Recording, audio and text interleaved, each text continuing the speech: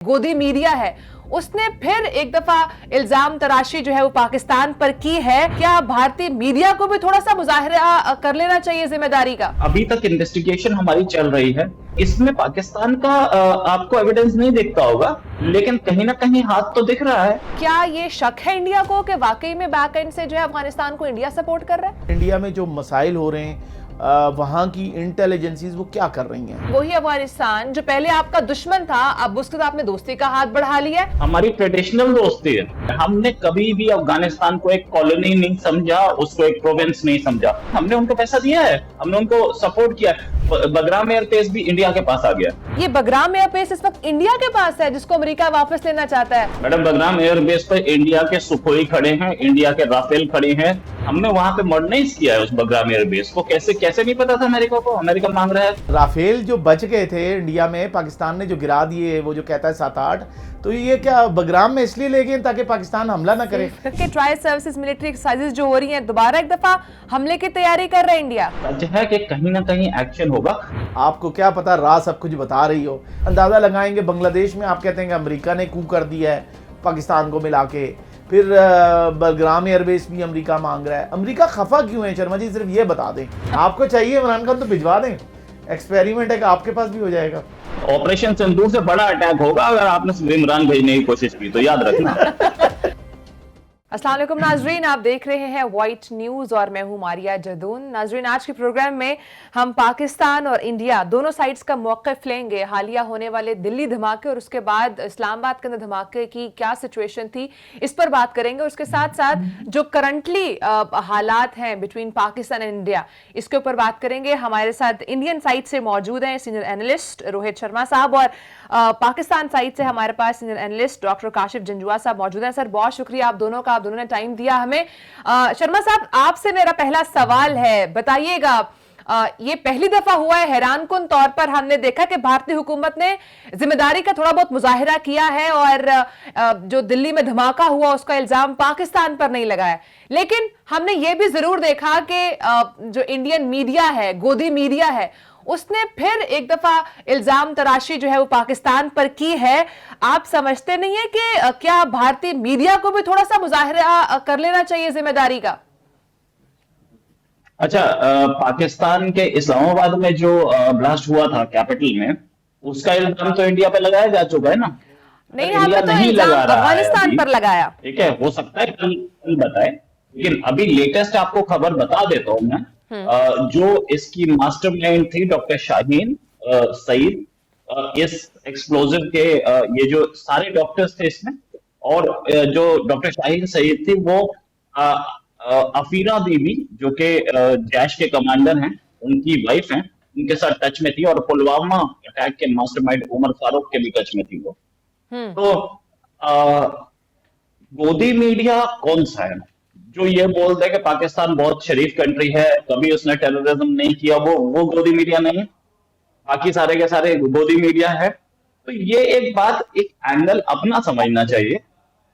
The fact is कि India की तरफ से बोला अभी तक नहीं गया है, कल नहीं बोला जाएगा इसकी गारंटी कौन देगा?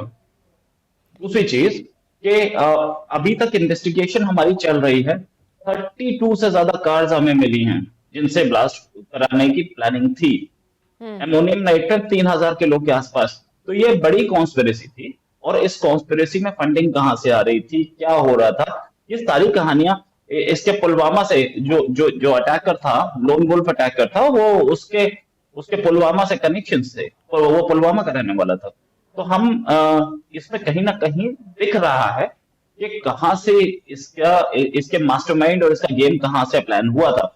6 दिसंबर को अटैक करने की प्लानिंग थी, और कई जगह ये भी है कि जैश के हेडक्वार्टर पे जो ऑपरेशन सिंदूर पे अटैक हुआ था, उसके बाद ये बदला लेने की बात हुई थी, प्लानिंग की गई थी, काफी दिनों से प्लानिंग चल रही थी। तो इसमें पाकिस्तान का आपको एविडेंस नहीं दिखता होगा, लेकिन कहीं ना कहीं हाथ तो दिख रहा है। इसमें कोई शक नहीं है। अफगानिस्तान जिसे सदियों से आप अपना दुश्मन समझते रहे, कहते रहे कि वहां पर दहशतगर्द जो है वो मुकीम है, और बार बार इस हवाले से जो है ना वो आवाज रेस की जाती थी कि वहां पर इंसानी हुकूक पामाल हो रहे हैं, लेकिन अब पाकिस्तान से दुश्मनी में इतना आगे चले गए कि वही अफगानिस्तान जो पहले आपका दुश्मन था, अब उसके साथ आपने दोस्ती का हाथ बढ़ा लिया। अब क्या वो दहशतगर्द नहीं रहे? आपको ये किसने बोल दिया कि सदियों से दुश्मन था अफगानिस्तान हमारा? हमारी ट्रेडिशनल दोस्ती है, और ट्रेडिशनल दोस्ती का मतलब ये है कि 5000 साल से तो हमारे अफगानिस्तान से अच्छे लिंक्स हैं। अच्छा, आज की बात नहीं कर रहा हूं, 5000 साल से। महाभारत जो इंडिया की जिसे बोलते हैं कि हिंदू धर्म की एक रिलीजियस बुक है, उसमें जो पांडवों की कौरवों की माँ थी गांधारी, उसको बोलते ही थे गांधारी, नाम ही गांधारी था क्योंकि वो कंधार से थी। अच्छा। तो ये आज की नहीं है, इससे पहले की गवर्नमेंट, अशरफ गनी गवर्नमेंट, उस टाइम भी पाकिस्तान इंडिया पे एलिगेशन लगाता था कि वहां से इंडिया टेरर भेज रहा है। उससे पहले तालिबान था, ठीक है, तालिबान के टाइम पे रिलेशंस अच्छे नहीं थे क्योंकि वो पाकिस्तान की गोद में खेल रहे थे। यही तो तालिबान है जिसको आपके ऐसे चीज जाकर के गवर्नमेंट बनवा के आए थे। अब इंडिया अगर वहां डेवलपमेंट कर रहा है, इंडिया उसके साथ काम कर रहा है मिलके, तो पाकिस्तान का प्रॉब्लम क्या है? What is the problem? अब वो हमारे वहां नहीं पे रहे। पहले भी पाकिस्तान तो कई बार बोल चुका कि 4 कॉन्सुलेट इनके क्या करते हैं अफगानिस्तान में। बहुत बार क्वेश्चन पूछा गया पाकिस्तान की तरफ से। तो ये हिस्ट्री जरा देखी होती मैम तो पता होता। उससे पहले की गवर्नमेंट से भी हमारे अच्छे, नजीबुल्लाह से हमारे अच्छे रिलेशन नहीं थे क्या? नजीबुल्लाह की फैमिली, जिसको अफगानिस्तान का प्रेसिडेंट, जिसको एक लैंप पोस्ट से लटका के मार दिया गया था, उसकी फैमिली तो आज भी दिल्ली में रह रही है। तो हमारे तो ट्रेडिशनली अच्छे रिश्ते हैं और आज भी हैं। तो उसमें हम उनके लिए डेवलपमेंट कर रहे हैं। हमने कभी भी अफगानिस्तान को एक कॉलोनी नहीं समझा, उसको एक प्रोविंस नहीं समझा। हमने हमेशा वहां डेवलपमेंट की बात की और डेवलपमेंट किया भी है। हमने उनको डैम बना के दिया। हमने कभी नहीं बोला था कि हमें पैसा वापस देना, हमारा कोई इन्वेस्टमेंट नहीं था, हमने मांगा भी नहीं उनसे। हमने वहां पर लाइब्रेरी बनाई, हमने उनकी पार्लियामेंट की बिल्डिंग बनाई। हमने क्या नहीं किया? हम उनको, जब उनको प्रॉब्लम आई, हमने उनको पैसा दिया है, हमने उनको सपोर्ट किया है। अभी भी तालिबान गवर्नमेंट भले ही आपने बनवाई थी, लेकिन इंडिया की तरफ से ही सर्दियों में उनके पास रसद गई थी, सामान गया था, उनके पास टेंट्स गए थे। अभी जो लोग वापस पाकिस्तान भेज रहा है उनके लिए भी इंडिया ही हाउसिंग करवा रहा है, उनको टेंट्स दे रहा है, उनको खाने का सामान दे रहा है। तो हमारे स्टार्टिंग से अच्छे रिलेशंस थे। दूसरी चीज ये कि हमारे अफगानिस्तान से अब बगराम एयरबेस भी इंडिया के पास आ गया। क्यों आ गया? इसलिए आ गया कि हमारे उनसे बहुत अच्छे रिलेशन थे। उन्होंने दिया ना, हमने ऐसा कोई कब्जा नहीं किया। तो ये हमारी बात। या मैम, मुझे आपकी आवाज नहीं सुनाई दी। ये बगराम एयरबेस इस वक्त इंडिया के पास है, जिसको अमेरिका वापस लेना चाहता है। वो तालिबान हुकूमत तो कह रही है कि हम तो किसी को नहीं देंगे, ये तो हमारी कौमी सलामती के ऊपर हमला होगा अगर किसी ने बगराम एयरबेस ले ली। मैडम, बगराम एयरबेस पर इंडिया के सुखोई खड़े हैं, इंडिया के राफेल खड़े हैं। बगराम एयरबेस तालिबान ने खुद एक प्रेस रिलीज निकाल के बोला कि हमने इंडिया को हैंड ओवर कर दिया है, और वो भी 1 महीने पहले हैंड ओवर हो चुका है। अच्छा। साथ में वहां पर हमारे रडार्स लगे हुए हैं। वो 6 महीने से या 1 साल से तैयारी चल रही थी उसको लेने की, कि अमेरिका को नहीं पता था। पूरा का पूरा एयरबेस पे वो इलेक्ट्रिक सप्लाई के लिए सोलर पैनल्स लगे थे, सोलर पावर प्लांट लगा है वहां पे, रडार्स लगे हैं वहां पे, हमारे इक्विपमेंट लगा है। हमने वहां पे मॉडर्नाइज किया है उस बगराम एयरबेस को। कैसे नहीं पता था अमेरिका को? अमेरिका मांग रहा है तो बेकार की बात करता है अमेरिका भी। मैं जरा डॉक्टर काशिफ साहब से पूछ लूं, सर आपके इल्म में ये बात है कि वो बगराम एयरबेस, इस पे अफगान तालिबान की हुकूमत ये प्रेस रिलीज जारी करती है कि हमारी बेस है, हम किसी को यहाँ पर आने नहीं देंगे, वो इंडिया के कब्जे में? अच्छा शर्मा जी बड़े प्यारे से इंसान हैं, हमारे दोस्त हैं, बड़े अच्छे। बात ये है कि अगर उनके पास चला गया है तो चले, वो ले सकते हैं तो ले लिया है उन्होंने। लेकिन एक चीज़ है शर्मा जी कि राफेल जो बच गए थे इंडिया में, पाकिस्तान ने जो गिरा दिए, वो जो कहता है 7-8, तो ये क्या बगराम में इसलिए ले गए ताकि पाकिस्तान हमला ना करे?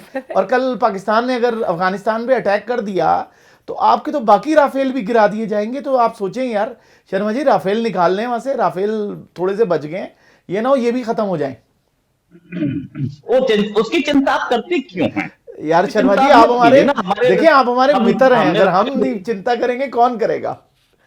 हाँ, वैसे तो चिंता को हमने राफेल गिराने के लिए खरीदे हैं, आप चिंता मत कीजिए। अच्छा नहीं, चलिए आप एक्सेप्ट अपनी कर लिए चिंता गिराने के कीजिए। लिए खरीदे हैं। नहीं वो मसला पता है नहीं है आपको? शर्मा जी, गिरने का मसला नहीं है। राफेल हाँ। लेते ही क्यों है यार आप? राफेल उड़ता है फिर गिरता है, समझ नहीं आ रहा कि वो क्या रहा राफेल है। इज एन इम्पोर्टेंट एयरक्राफ्ट वो- इफ इक्विप्ड वेल। राइट, वो आप चिंता मत कीजिए उसकी, वो हमारा काम है, हम देख लेंगे हमने क्या करना है। राइट, तो वो बाकी बात ये है कि ब्रह्मोस जब निकलता है ना, तो उसकी स्पीड और उसकी डिस्ट्रक्शन कैपेसिटी इतनी है कि आप भाग नहीं पाएंगे, सिर्फ अल्लाह को याद कीजिएगा, दैट्स इट। इसके ऊपर कुछ नहीं कर पाएंगे, लेकिन ना शर्मा आप जी, भाग पाएंगे ना आप बचा पाएंगे अपने आप को। लेकिन शर्मा जी ऐसा करेंगे तो फिर हमारी आपकी दोस्ती तो ना हुई ना। आप ब्रह्मोस की हमें तड़ियां लगाएंगे, तो हमने तो किसी मिसाइल की बात ही नहीं की। हम तो कहते हैं कि अमन होना चाहिए, युद्ध की तरफ तो जाना ही नहीं चाहिए, पीस की बात करते हैं। अमन की आशा भी तो शुरू की थी, आपको पीस की याद है ना बात- किसी जमाने में। हम तो अमन की आशा की बिल्कुल। तरफ जाना चाहते हैं, आप आशा से दूर अमन की आगे आशा चले गए। खत्म हुई। शर्मा जी एक एक- दफा मुंह तोड़ जवाब मिलने के बाद आप दोबारा चाह रहे हैं कि ट्रायल सर्विसेज मिलिट्री एक्सरसाइजेज जो हो रही हैं दोबारा एक दफा हमले की तैयारी कर रहे हैं इंडिया। मैडम अगर अटैक होगा तो it is an act of war, ये हमारे प्राइम मिनिस्टर बोल चुके हैं। राइट, और अगर ये अटैक अभी तक इसीलिए पाकिस्तान का नाम आया नहीं है इसमें, गवर्नमेंट ने लिया नहीं है, और गवर्नमेंट लेगी, मुझसे लिखवा के रख लीजिए आप। और उसके बाद प्राइम मिनिस्टर ने अपना भूटान में बैठ के बोला कि nobody will be spared, goes behind the attack, nobody। और ये पूरा लेक्चर प्राइम मिनिस्टर का हिंदी में था, ये सेंटेंस सिर्फ इंग्लिश में बोला। क्यों बोला? ताकि अमेरिका को, ब्रिटेन को, यूएन को, पाकिस्तान को, चाइना को, सबको समझ में आ जाए कि हम करेंगे क्या। तो वो सच है कि कहीं ना कहीं एक्शन होगा। आज कराची के बड़ा करीब पहुंच गया था इंडियन एयरफोर्स का एक सर्वेलेंस एयरक्राफ्ट। आज कुछ तो है जो उधर तक पहुंचा है, तो ये सारी डिटेल्स आपको पता होनी चाहिए कि क्या चल रहा है, पाकिस्तान की हालत क्या है, पाकिस्तान हाई अलर्ट पे हमारे क्यों इल्म में तो आया, ऐसा नो कुछ टाइम्स नहीं क्यों है। लगे, ये ब्लास्ट से नेक्स्ट डे ही नो टाइम्स क्यों लगे, मीटिंग्स क्यों चल रही थी आर्मी हेडक्वार्टर में। तो इससे पता लगता है Pakistan is anticipating an attack. यार शर्मा जी एक चीज है ना, आपको तो देखें सब पता चल रहा है, आपको क्या पता राह सब कुछ बता रही हो। हमारे वाले तो हमें बताते ही कुछ नहीं है ना, हम तो कुछ पहुंचता ही नहीं, हम सादे सादे नहीं, साफी ठहरे। नहीं। सानू की पता।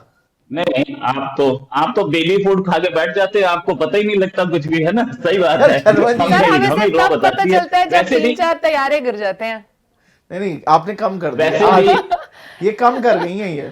थोड़ा सा तसल्ली रखें ना शर्मा साहब। इसलिए शर्मा साहब मुझे ये भी बताइएगा, डिफेंस फ्रेमवर्क के तहत अमेरिका से आपका एक मुआहिदा हुआ है और इससे कबल भी कई मुआहिदे होते रहे हैं आपके अमेरिका के साथ, लेकिन इस बार वो कह रहे हैं कि हम टेक्नोलॉजी ट्रांसफर नहीं करने देंगे क्योंकि उनको शक है कि कहीं वो आपके थ्रू रूस के पास ना चली जाए। आप इस मुआहिदे को कैसे देख रहे हैं? देखिए, टेक्नोलॉजी ट्रांसफर अमेरिका ने कभी नहीं की और किसी को नहीं की। मुझे एक कंट्री बता दीजिए जिसको टेक्नोलॉजी ट्रांसफर की हो। हम मांग रहे थे, आप क्या F-16 पाकिस्तान में बन रहे हैं? मुझे तो नहीं पता ऐसा कुछ। राइट, आपके पास और भी बहुत कुछ है अमेरिका के, आपके पास एम्फीबियस एक शिप है जो कि अमेरिका का है, और बहुत सारी आपके पास इक्विपमेंट है, लेकिन कहाँ दिया? क्या टेक्नोलॉजी ट्रांसफर चाइना दे रहा है आपको? नहीं दे रहा। हम टेक्नोलॉजी मांग भी नहीं ट्रांसफर रहे। क्या मांग रहे हैं? हम अमेरिका की इंजन टेक्नोलॉजी मांग रहे हैं, ठीक है। और दूसरा, अगर हमने ये बोला कि भाई आप अपना प्लेन बेचना चाहते हो, उनका जो प्लेन है F-35, वो प्लेन अगर आप देखें, फाइटर जेट अगर आप देखें तो बहुत महंगा है उसके कंपेयर में। That's fifth generation fighter. Fifth generation fighter एक रशिया का भी है, वो है Su-57। एक F-35 की कॉस्ट पे 3 Su-57 आ सकते हैं। तो हम लोग बोल रहे थे कि इतनी महंगी टेक्नोलॉजी आपसे खरीदे भी, और उसकी ऑपरेशनल कॉस्ट भी बहुत ज्यादा है, आप हमें टेक्नोलॉजी ट्रांसफर दीजिए, यहाँ बनाएंगे। अब प्रॉब्लम है इसके इंजन बनाने की टेक्नोलॉजी सिर्फ 5 ही कंपनीज के पास है, कंट्री तो और भी कम है। एक कंट्री अमेरिका के पास प्रैट एंड विटनी है, और जनरल इलेक्ट्रिकल्स है, 2 जो इंजन बनाते हैं। यूके के पास रोल्स रॉयस है, फ्रांस के पास सैफरान है, और रशिया के पास रशियन इंजन है। बस इसके बाहर कोई भी कंपनी या कंट्री इंजन नहीं बनाता। इंडिया ने अपना एक इंजन बनाया है, कावेरी, जो कि अभी 78 किलो न्यूटन टच किया है उसने। ये 90 किलो न्यूटन से पहले काम नहीं बनेगा, तो अभी हम उस पर काम कर रहे हैं। आफ्टर बर्नर लगने के बाद वो काम कर रहे हैं, उसे लगाया जा सकता है। लेकिन हम चाह रहे हैं कि बेहतर टेक्नोलॉजी अमेरिका की है, वो मिल जाए, फाइन। ऐसा कुछ कि हम रशिया को ट्रांसफर कर देंगे, तो बॉस ये हमारा डिफेंस डील्स हैं।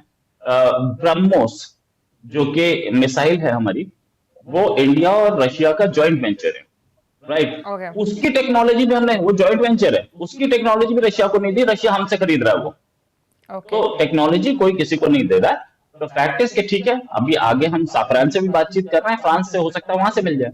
मैं काशिफ साहब आपसे जानना चाहूंगी, एक तरफ इंडिया जो है वो इस पर बड़ा खुश है कि अमेरिका के साथ मुआहदे हो रहे हैं उनसे, और वो अपना रिलेशन इतना स्ट्रांग समझ रहे हैं कि वो उनसे जो है ना वो टेक्नोलॉजी ट्रांसफर जो है वो लेना भी चाह रहे हैं, मांग भी रहे थे, और उनको इस बात पे गर्व भी है कि ना दिया तो कोई और दे देगा, because India is as per them is a big IT country. लेकिन आप क्या समझते हैं, एक तरफ जहां पर ये हो रहा है वहीं पर अमेरिका इन पे 50% टैरिफ भी लगा रहा है, उनको मना भी कर रहा है अमेरिका से, रूस से आपने तेल नहीं लेना, और उस प्रेशर में आके अमेरिका ने, कुछ रिपोर्ट्स ऐसी आ भी रही हैं कि इस प्रेशर में आने के बाद इंडिया ने जो है वो ऑयल लेना कम भी कर दिया। What's your take on this?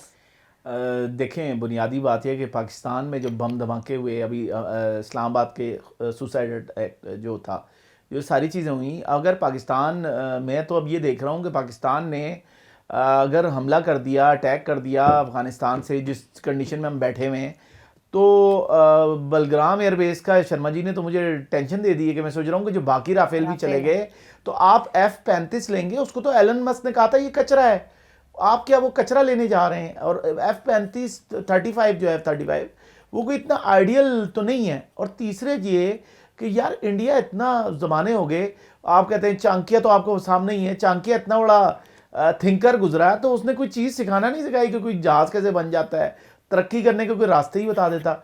अभी अमेरिका से आपके ताल्लुकात बुरे हो गए हैं, अंदाज़ा लगाएंगे बांग्लादेश में आप कहते हैं कि अमेरिका ने कू कर दिया है पाकिस्तान को मिला के, फिर बलग्राम एयरबेस भी अमेरिका मांग रहा है। अमेरिका खफा क्यों है शर्मा जी, सिर्फ ये बता दें, अमेरिका आपसे क्या चाहता है जो आप उसको कर नहीं पा रहे हैं, खुश नहीं कर पा रहे हैं, ये बताएं। अच्छा, डिफेंस डील कब साइन हुई है? अभी 1 महीने पहले। अमेरिका हमसे खफा है तब भी डिफेंस डील साइन कर रहा है? अमेरिका हमसे नाराज है? यार सोचने वाली बात है। अच्छा, राफेल जो एक तो बलग्राम एयरबेस इंडिया के पास आ गया है, तो बड़ा झटका लगा है शायद जजुआ साहब को। लेकिन जजुआ साहब आप चिंता मत कीजिए, मैं इंडियन एयरफोर्स को आपका एड्रेस दे दूंगा कि वहां कोई बम न मरे। ये बात समझिए आप। यार आपका बहुत शुक्रिया कि आपने मेरा ख्याल रखा है।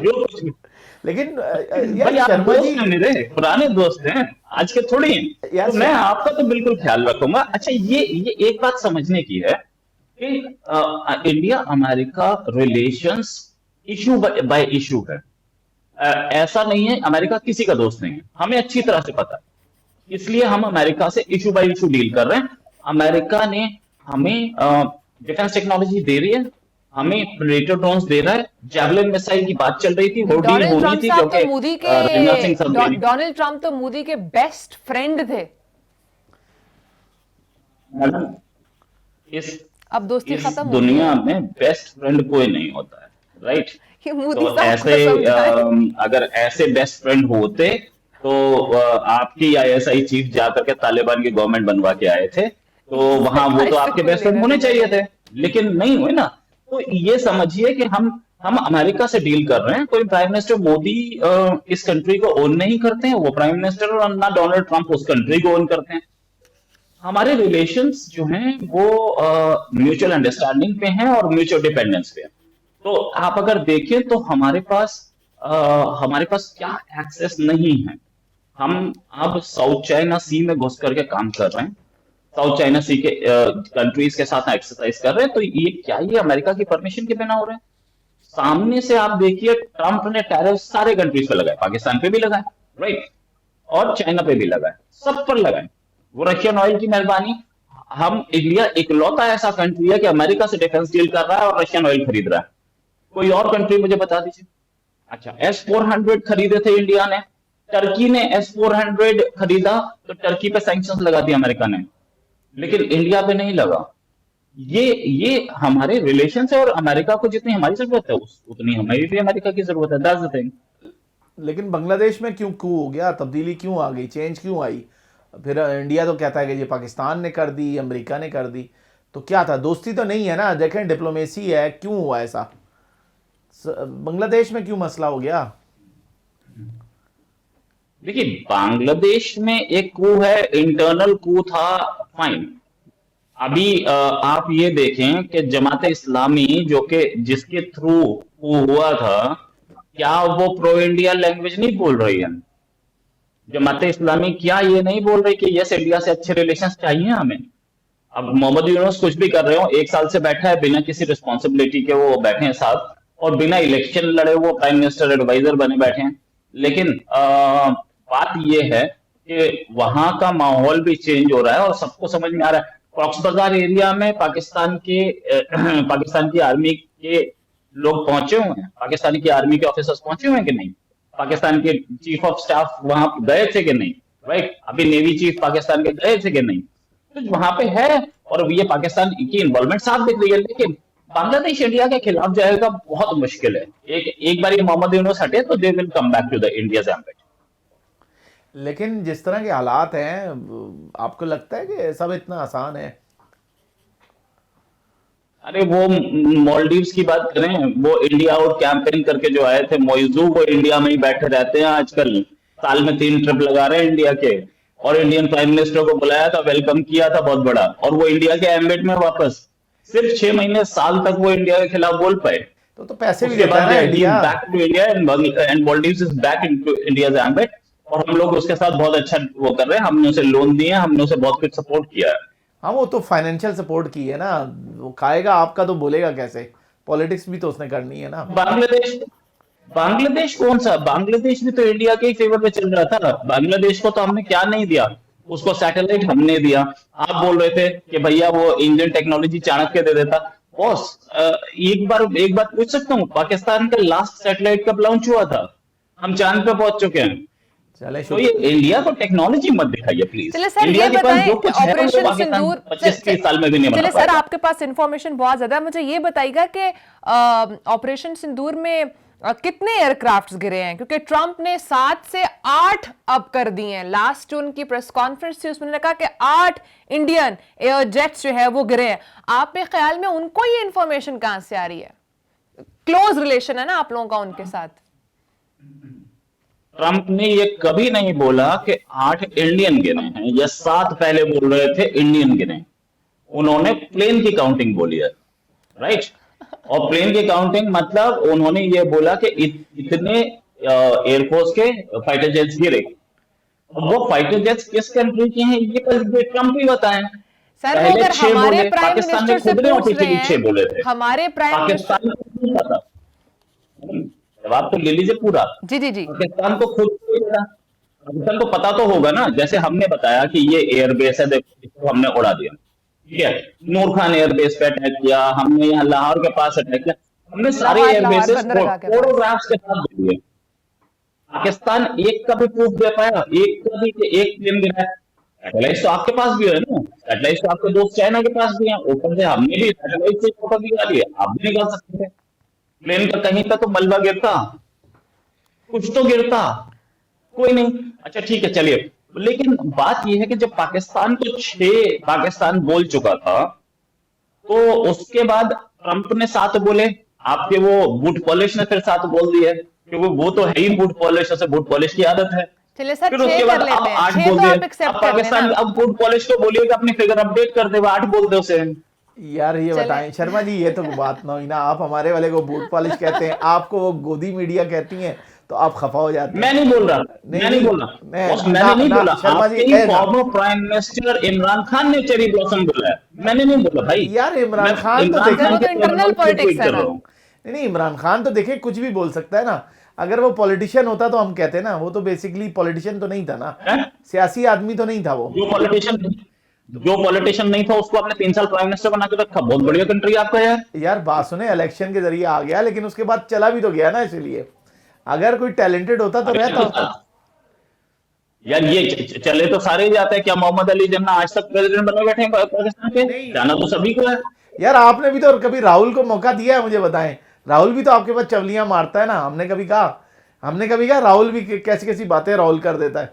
तो राहुल गांधी और इमरान खान में क्या फर्क है?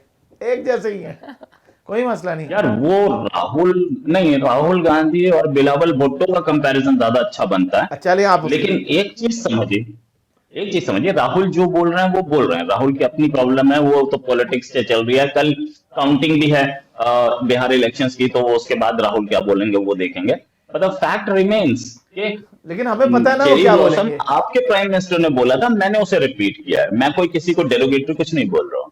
नहीं, वो तो प्राइम मिनिस्टर था, चले कह गया ना, वो बेचारे गरीब ने कह दिया। उसके हालात आपको पता है ना, वो अडियाला में बैठा हुआ है जेल में, वो जेल यात्रा चल रही है उनकी। और अगर उनके अंदर पॉलिटिक्स आती तो वो जेल में होता, आप मुझे बताएं। आप आइडियलाइज तो नहीं कर रहे? भिजवा दें आपको चाहे तो, आपको चाहिए इमरान खान तो भिजवा दें। एक्सपेरिमेंट है कि आपके पास भी हो जाएगा। ऑपरेशन सिंदूर से बड़ा अटैक होगा अगर आपने इमरान भेजने की कोशिश की तो, याद रखना।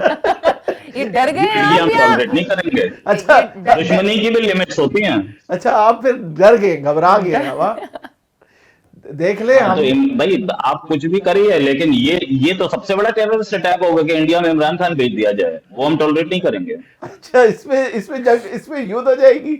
चले व्हाट्स ठीक द रीजन बिहाइंड दिस? इसमें बस हर चीज का रीजन। डर क्यों रहे हैं इंडिया? नहीं, शर्मा जी से हर चीज का रीजन नहीं पूछते शर्मा जी। नहीं, शर्मा जी के पास तो बहुत इंफॉर्मेशन है। देखो वो तो आपके पास भी हो सकती है, आप कर लेती नहीं है ना, असल में मसला ही है। नहीं, मेरे पास ये नहीं, इंफॉर्मेशन तो reason- बिल्कुल नहीं है कि बगराम एयरबेस इंडिया के पास है और के बाद राफेल भी खड़े हैं वहां पर। शर्मा जी अंदाजा लगाएं हम कितने सादे लोग हैं ना, पाकिस्तानी। हमें बिल्कुल। हमें फौजी भी कोई नहीं पूछता, अंदाजा लगाएं, हमें बताता भी कोई नहीं है। ये सारा आप ही आपको बताएं। बताता कोई नहीं है तो? नहीं, आपको बताता कोई नहीं है। पाकिस्तान में क्लेम कौन करता है कि मुझे बताते हैं? ISI बताती है। सर आप क्लेम मैं कर रहे हैं ISI से कि लिंक क्या दूं। फोर्सेस मैं आपको claim क्या कर इंफॉर्मेशन देती हैं? नहीं शर्मा जी देखें, हालांकि पाकिस्तानी मीडिया ने मेरे को रॉ एजेंट डिक्लेयर कर रखा है। वो जो मेरा और आदिल राजा का एक ऑडियो टेप रिलीज हुआ था, उसमें बोला था रोहित शर्मा रॉ एजेंट है, आदिल राजा से बात कर रहा है, और आदिल राजा का स्पेशल क्यों हुआ इस बात पे? नहीं वो शर्मा रोहित जी, शर्मा से बात कर रहा था, वो टेप सुनाई गई। नहीं शर्मा जी, मैं प्रोटेस्ट Right? करता हूँ। आप बिल्कुल भी एजेंट नहीं है, मुझे पता है शर्मा जी, आप हमारे दोस्त हैं, बड़े अच्छे आदमी हैं। ठीक है। अच्छा काशिफ साहब, इस But पर then, जी नहीं शर्मा जी, आप बड़े न्यूट्रल हैं। वैसे मैं कह देता हूँ, लेकिन ऐसी कोई चीज़ नहीं है। आप बड़े इंफॉर्मेटिव हैं, बड़ा सीखने को मिलता है आपसे, मुझे तो खास तौर पे। thanks a lot. ठीक है। शर्मा साहब ये कहिएगा, चूंकि एक तरफ आपने कहा कि बगराम एयरबेस इस वक्त इंडियन कंट्रोल में है, तो फिर ट्रंप अगर वापस लेना चाह रहे हैं तो फिर इंडिया का क्या स्टांस है? क्या इस पॉइंट पर अफगानिस्तान आपके साथ है, खड़ा है कि आप दोनों मिलकर अमेरिका को एयरबेस वापस नहीं देंगे? ट्रम्प चाचा सठिया चुके हैं, बस इसके ऊपर बोलो। ट्रम्प की CIA झपना रही थी जब वो 6 महीने से 1 साल से हम लोग उस बगराम एयरबेस को रिनोवेट कर रहे थे। ट्रम्प चाचा कर क्या रहे थे वहां पे बैठ के? उन्हें CIA नहीं बता रही थी कि इंडिया के पास जा रहा है। इंडिया के इतने सारे सुखोई, राफेल और वो दूसरे प्लेन्स वहां पहुंचे हैं, पाकिस्तान की स्पेस के ऊपर से नहीं गए हैं वो? क्या पाकिस्तान को पता नहीं चला कि यहाँ पे वो इंडियन सुखोई क्यों पहुंच रहा है? और जाता है और आता नहीं है, वहीं पे बैठ जाता है, तो पाकिस्तान को नहीं पता है पाकिस्तान के रडार क्या कर रहे थे? नहीं, क्या मार रहे पाकिस्तान थे? तो हमेशा से ये कहता सोचने है वाली कि बात है भाई। अफगानिस्तान के अंदर अफगानिस्तान के थ्रू जितनी भी टेररिज्म हो रही है पाकिस्तान के अंदर, हम तो विक्टिम है ना उसका, तो सारी बैकिंग अमेरिका इंडिया ही कर रहे, तो हम बड़ा बरमला खुल्ला कहते हैं। मैडम आप विक्टिम हैं, लेकिन वो विक्टिम कैसे हैं ये भी आप सोच लीजिए ना। ये सोचने का आपको ये तालिबान किसने स्टार्ट किया? तालिबान है कौन? किसका है तालिबान? कहां से हैं ये सारे? TTP कहां से है? TTP के जो लीडर्स थे वो कहां से हैं? कहां पे उनको ट्रेनिंग मिली? कौन से मदरसों में पढ़े हैं वो? सारे के सारे दिल्ली या बॉम्बे या कलकत्ता से तो नहीं थे। सोचने वाली बात है। काशिफ ये साहब से फिर आप पूछते विक्टिम हैं। बन गए। काशिफ साहब से ये सपोजिंग जी आप कंप्लीट करें। सपोजिंग मैम, मैं कह रहा हूँ सपोजिंग काशिफ साहब के 4 बेटे हैं और इन्होंने चारों को ये सिखाया जाकर के पड़ोसियों के घर पर पत्थर फेंकना, उसमें से एक इन्हीं के घर पर फेंकना शुरू कर देता है, तो ये विक्टिम हुए क्या, कैसे, हाउ कम? काशिफ साहब आपको बहुत शुक्रिया। रोहित शर्मा साहब आपका भी बहुत शुक्रिया, आपने प्रोग्राम को टाइम दिया। इंशाल्लाह will take you on other program as well. नाजरीन अगले प्रोग्राम तक के लिए इजाजत दीजिए, अपना बहुत सारा ख्याल रखिएगा। अल्लाह हाफिज।